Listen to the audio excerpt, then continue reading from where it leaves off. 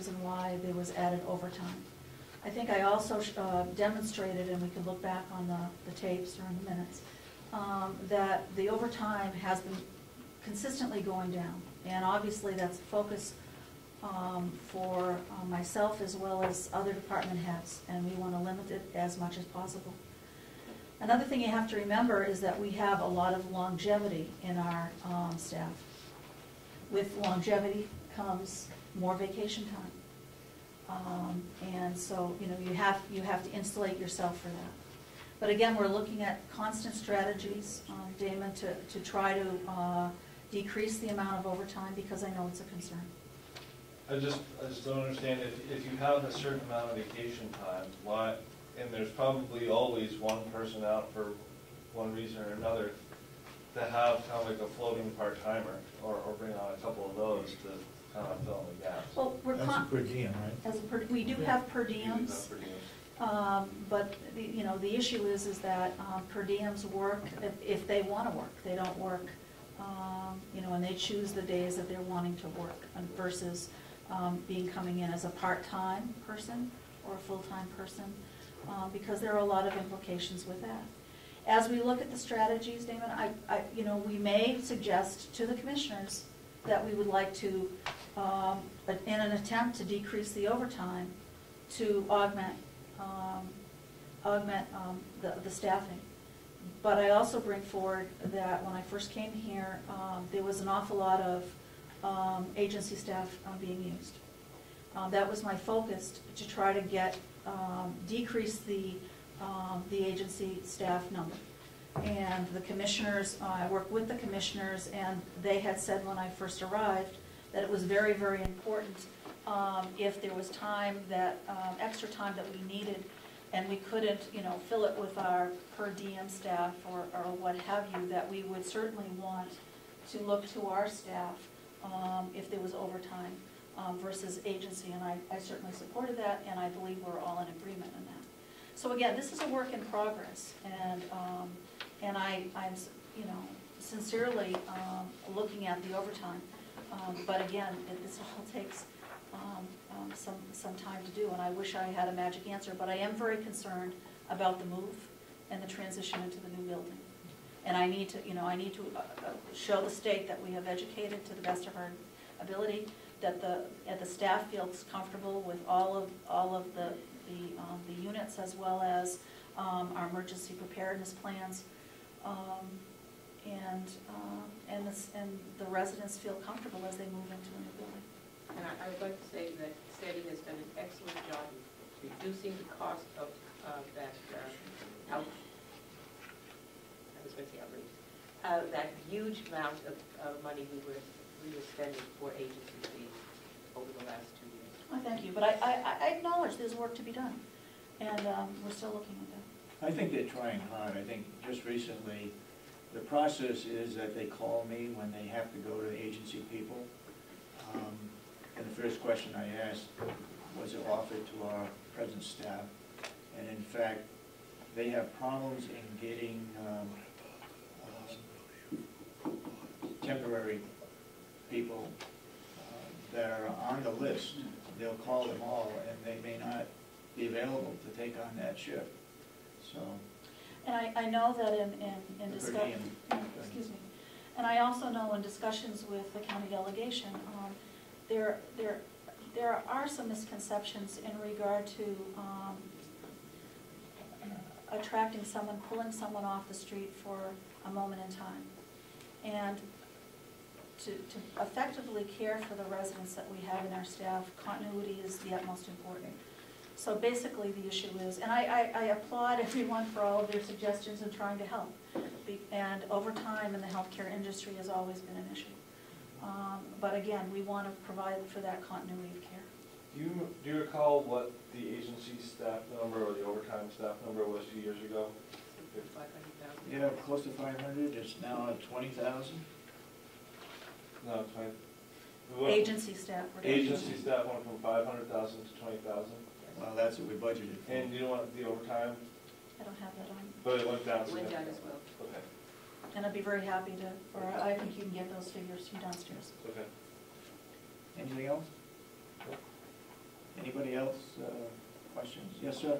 Sandy, Yes. will they have some type of a volunteer orientation before the move? Absolutely, absolutely. That's on those priority lists, and that certainly, we certainly want the volunteers that will be helping us to feel comfortable in the building and understand what every task that will have assignments. Thank you for asking. Okay. Anything else, Andy? Anything else? No? They did come Saturday for testing the asbestos, right? Yes, they did. They came and took some samples. We're just awaiting the results. Okay. They're happy with what they got. Okay. And I'm not sure, we did put it out for bid for the movers, even though Country Picker has been there and talked with a volunteer man there. Mr. Litchfield? Let's go, right. So we'll see what they come in, and that's the 30th of June when that's due. And demolition will be the same way, we'll put that out for bid. Even though always wrecking has done our work in the past, we're going to put it out for bid. Okay, thank you very much. Yes. It's on my list.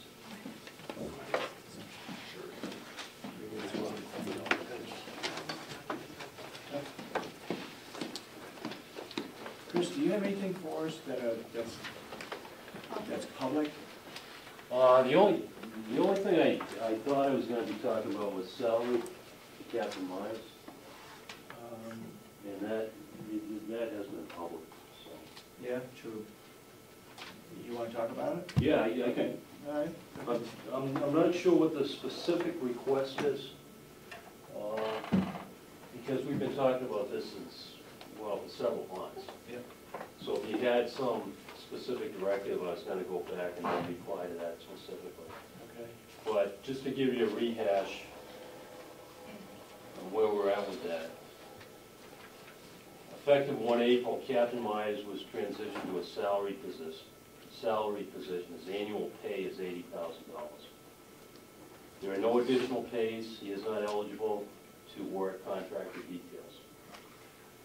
His benefit package is per the county guidance, and he is not receiving the health benefit because he doesn't take it.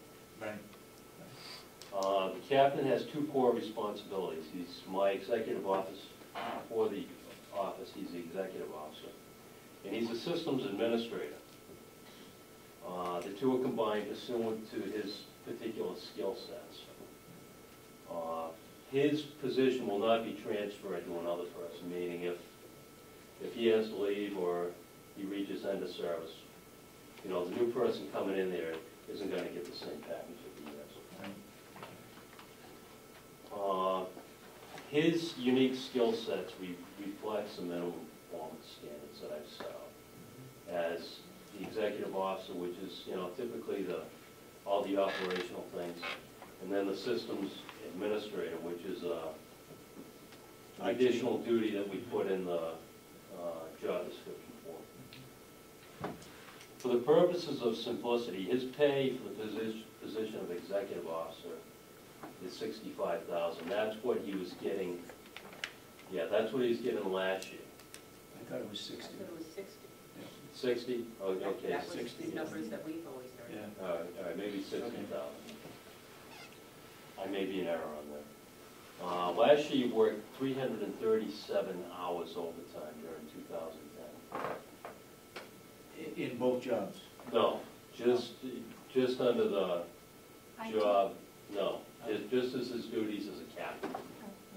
However, most of that was dedicated to IT duties. I would say upwards of 90%. So what you're saying, it wasn't divided, it was encompassed in one number? That's a difficult thing to say, but I'd say 90% of it was something to do with computers, telephones, interfaces, radio towers, radios. And so his overtime he worked, was approximately $15,000. So between what he was making, the $60,000, and the overtime, which he's not getting now, that put its base salary, He's at a salary person position now. Yep. yeah, and that was effective 1 April. Is he, what we would like to know is if he is charted, how many hours are going into this IT position? Yeah. Because, as you say, he's not gonna be there forever. Right. And at some point in time, should we need to hire someone to do that portion of the job, we need to know how many hours that actually encompasses. I agree, and I have to have a backup plan. The guidance I gave to him was effective 1 April, is that he's gonna do a quarterly detailed report of his hours. Yep. So it'd be, you know, the first report that I've asked for from him is ending June, and, 30 June, and I'm gonna have a detailed list of his hours. I'll be glad to forward that up to you. It's been asked by a delegation member Yep. to, as Commissioner Solomon said, how much time is being put into IT? Because we were led to believe that it was 4 hours a day. So we just need to, We didn't have and enough. he's keeping track of it, Right. so it's kind of a, Yeah, well, I have visibility on everything he does. Like, we had a phone emergency about 60 days ago, and he worked that for 19 hours continuously. I believe it was a crash into their main junction box or something. We had to take in all sorts of extra procedures, and he worked it continuously. It started like Saturday morning, about 1 in the morning. Just a question, just struck me. If he worked 19 hours on that project alone, what happened to the other work that he had to do as your assistant? Well, everything has to get prioritized. That's why this is so critical to this operation. If it's a critical aspect of IT of the system, that probably will take that is the #1 priority at that time, bar none. And so he's got to be constantly flexible just to transition into taking care of business. correct me if I'm wrong, there was a officer that was trained to be an IT person. Is he still with us? He tendered his resignation. Oh, After trying for many, many months, working with him, he didn't have the skill sets or the aptitude to actually stay in the field. And so, we transitioned him back to regular deputy duties. you transferred him back and then he's, Yeah, and then since Resigned. that time, he's Okay. wants to move on. do you have any plans to have a second person lined up to do Dave Meyer's IT work? Well, no, I don't. We would have to get, we would have to contract with someone. It's a very fragile condition, and it's one that every police agency has to deal with. I talked to 911 to share assets with them, but theirs is mostly phone-based, and, so they don't even touch a lot of the things we do. Of course, we've worked with Ospey Valley Mutual Aid, and they've been a big benefactor for the county because of our shared responsibilities. So I have many plans out there, but nothing that I'm completely confident with. Like if he should have an end of service, I'm stuck. And Yeah. it's, That when he gets sick. Well, you are to a Exactly. degree. You are exactly. to a degree because we do have a person that handles the rest of the complex. So if we caught in that kind of situation, then that individual or that company can fill in. On the other hand, they don't know what's involved in your department. Right. So it would be a training or a learning experience from anybody, no matter who it is. But we do have somebody on board that an emergency could take charge of it. I have talked to him about that very Have you? thing. Yeah, and, like you said, though, there's a learning curve